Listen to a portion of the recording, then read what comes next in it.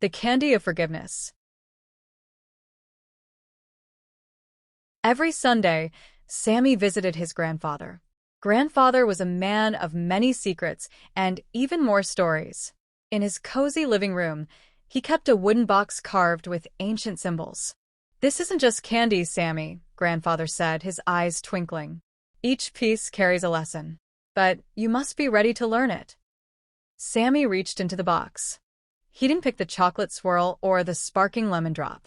Instead, he pulled out a soft, white, rectangular candy. It looked exactly like a small eraser. "The candy of forgiveness," grandfather whispered. "Eat it and see what the world looks like when the heart is heavy." Touched Sammy's tongue. The living room dissolved. The walls stretched and turned into long, gray corridors.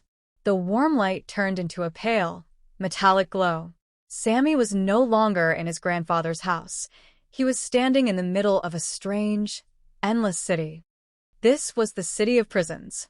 It looked like a vast, modular building made of glass and steel, stretching as far as the eye could see.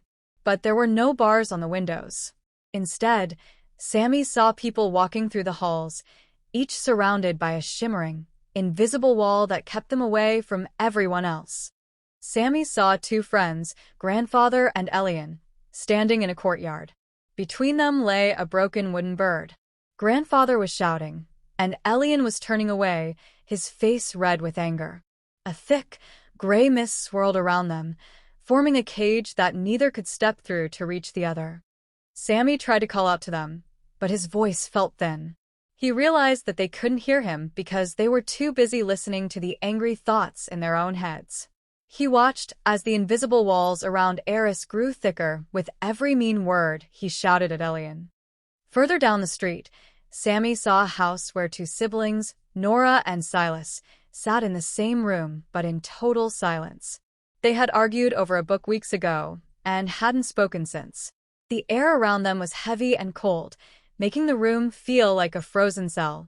At a busy intersection, two strangers, Mira and Hugo, stood next to their bumped cars. Instead of checking if they were okay, they were pointing fingers and yelling. The invisible cages around them were so tight they could barely move their arms. The city was full of people trapped by their own grudges. Finally, Sammy came across a park where a boy named Felix had just poured black ink all over a beautiful painting made by a younger boy named Leo. Leo was crying, and Felix was standing over him, looking proud but also very lonely inside his shimmering cage. Sammy couldn't watch anymore. He ran to Felix and Leo. "Stop," he cried. "Don't you see the cage you're building?" Felix looked at Sammy, confused. Sammy held up the last bit of his white candy. "Anger is like a permanent marker," Sammy explained. "It stains everything. But forgiveness is the eraser." Sammy encouraged Felix to say he was sorry and helped Leo find a way to let go of the hurt. As Leo took a deep breath and nodded, the white light from Sammy's candy exploded. It rubbed away the black ink on the painting and shattered the invisible cages around them. The light spread through the whole city. The modular buildings turned into a vibrant city of freedom, full of color and laughter. Sammy blinked, and suddenly he was back in the cozy living room. Grandfather smiled at him. "Forgiveness isn't for the weak, Sammy," the old man said. "It is the strength of the truly strong. It clears the page, so you can start a better story."